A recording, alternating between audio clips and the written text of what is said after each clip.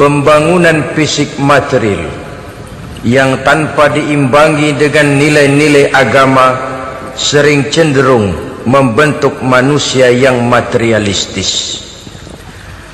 Tolok ukur dan sudut pandang dari segala persoalan hanya terbatas kepada benda yang nyata yang berada di sekitarnya.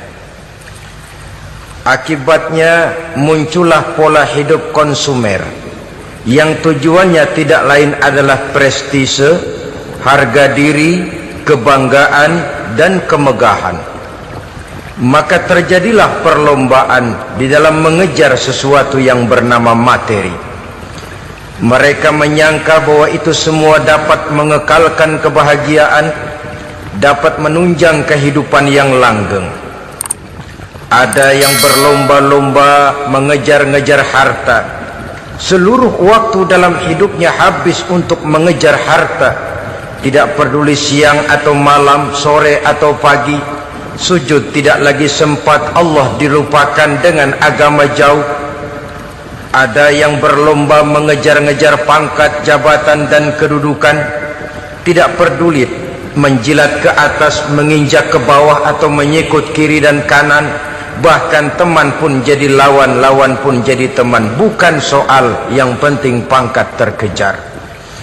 Ada yang berlomba memperbanyak kendaraan, sejak dari jet pribadi, pesawat, kapal pesiar, sampai kepada mobil-mobil mutakhir. Ada yang berlomba memperbagus rumahnya. Ada yang berlomba memperbanyak istri dan anak-anaknya. Seluruhnya tenggelam di dalam perlombaan yang menurut ukuran mereka akan mendatangkan prestise, kemegahan, dan kebanggaan. Allah Subhanahu wa ta'ala menegur, memberikan peringatan dalam surah yang pendek, yaitu surah At-Takatsur. Alhaakumut takatsur hatta zurtumul maqabir kalla sawfa ta'lamun. Alhaakum ay syagalakum an ta'ati rabbikum. Kamu telah lalai daripada taat kepada Tuhanmu, dan yang menyebabkan kamu lalai itu tidak lain at-takatsur. At-takatsur artinya at-tabahi bi kathrati mata'id dunya. Bermegah-megah dengan memperbanyak kesenangan hidup duniawi. Dengan kata lain, berlomba-lomba mengejar kemegahan duniawi telah menyebabkan kamu lalai daripada mengingat, daripada taat kepada Allah Subhanahu wa ta'ala. Apabila orang cenderung materialistis, seluruh kegiatan hidup dikerahkan untuk berlomba memperbanyak materi, apa namanya harta benda, apa namanya rumah, apa namanya pangkat dan jabatan, maka dikala itu seseorang akan sangat mudah lalai daripada taat kepada Allah Subhanahu wa ta'ala. Hilanglah kesadaran bahwa sesungguhnya apapun yang kita miliki dalam kehidupan dunia ini tidak lain hanya barang titipan sementara. Kita cari, kita kejar, tapi setelah kita dapatkan, jangan dia dijadikan tujuan. Jadikanlah dia sebagai alat. Apabila harta benda duniawi sudah dijadikan sebagai tujuan daripada kehidupan, maka sesungguhnya kita sudah terseret dalam satu siklus, satu lingkaran setan yang tidak akan pernah berujung. Sebab manusia dalam berhadapan dengan materi duniawi tidak akan pernah mengenal kata cukup, tidak akan pernah mengenal kata puas, dan tidak akan pernah bertemu dengan titik. Selalu koma, selalu kurang, selalu tidak ada cukupnya. Apalagi kalau bicara soal keenakan, kenikmatan, kesenangan, itu cuma sekedar sudut pandang saja. Saudara barangkali kalau menghayal akan berkata, alangkah enaknya jadi menteri, naik mobil empuk ber-AC, kemana-mana disambut. Menteri juga barangkali akan berhayal seperti saudara, alangkah enaknya jadi rakyat biasa, bebas duduk angkat kaki di warteg tanpa ada yang mengamankan, tanpa harus terikat oleh protokol-protokolan, tanpa harus diatur ini dan itu.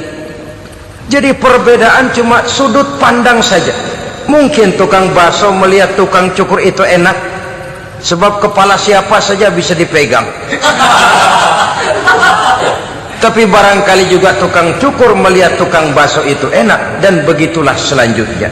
Keenakan cuma perbedaan sudut pandang.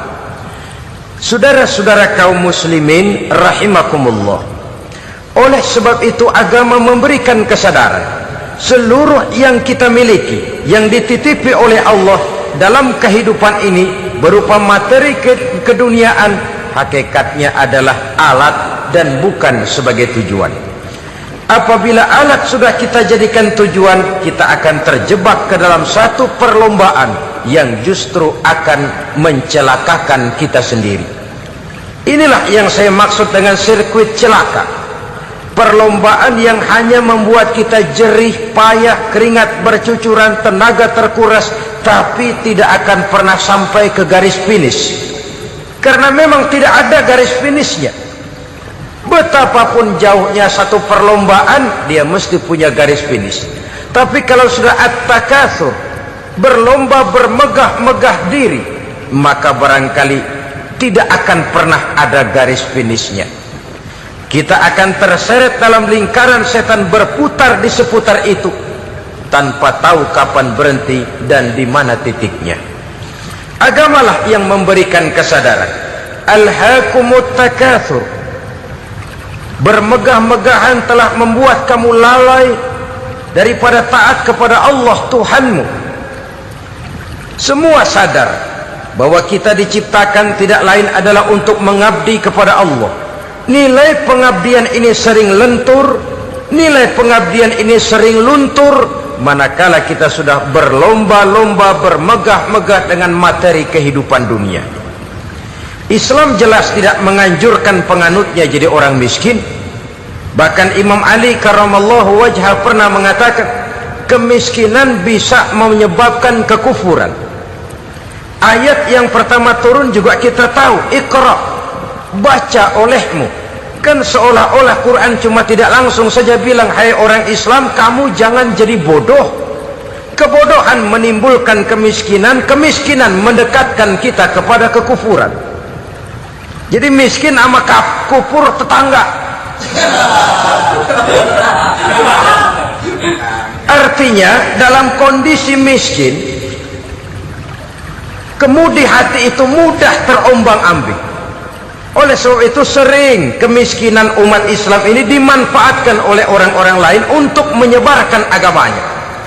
Padahal agama adalah soal keyakinan yang tidak mungkin ditunjang dengan supermi, ditunjang dengan beras, pakaian, obat-obatan, beasiswa. Agama adalah soal keyakinan. Keyakinan adalah soal kebenaran, dan kebenaran itu adalah milik bersama. Tujuan diciptakannya manusia tidak lain adalah untuk melaksanakan ibadah.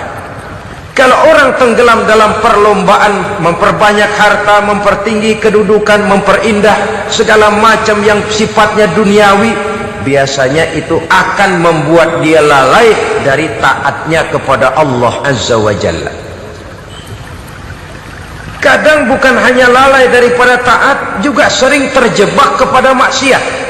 Karena kalau pola pandang dan tolok ukur sudah benda duniawi semata-mata, sangat tidak mustahil orang lalu terjebak ke dalam prinsip menghalalkan segala cara. Asal sudah tujuan tercapai, cara apapun halal. Akhirat nomor 18.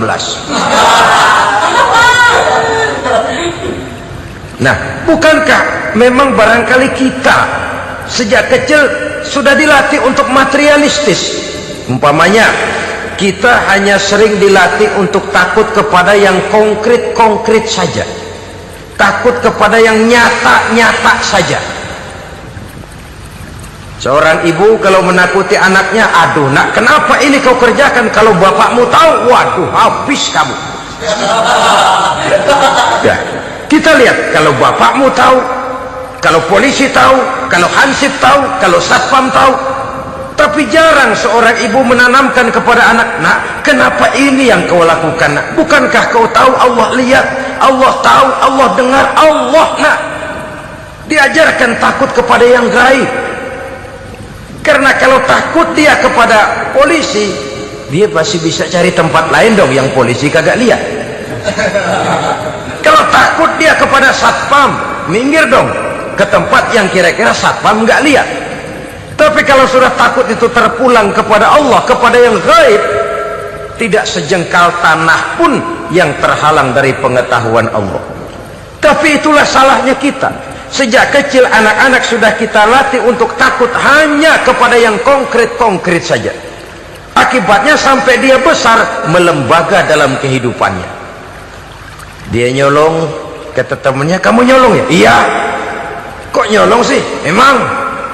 Kenapa nyolong? Biarin.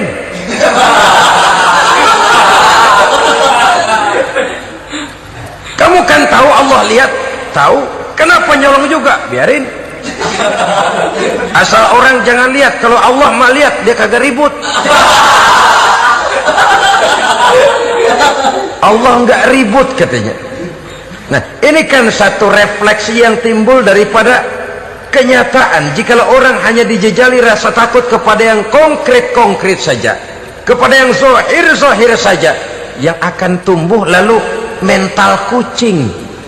Sopan, tenang, kalem, ayem, nggelenggem. Kalau ada orang, sedikit orang meleng, kucing kelihatan watak aslinya.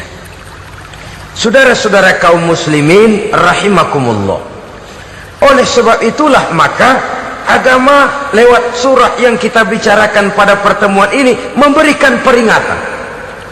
Kala, jangan begitu dong.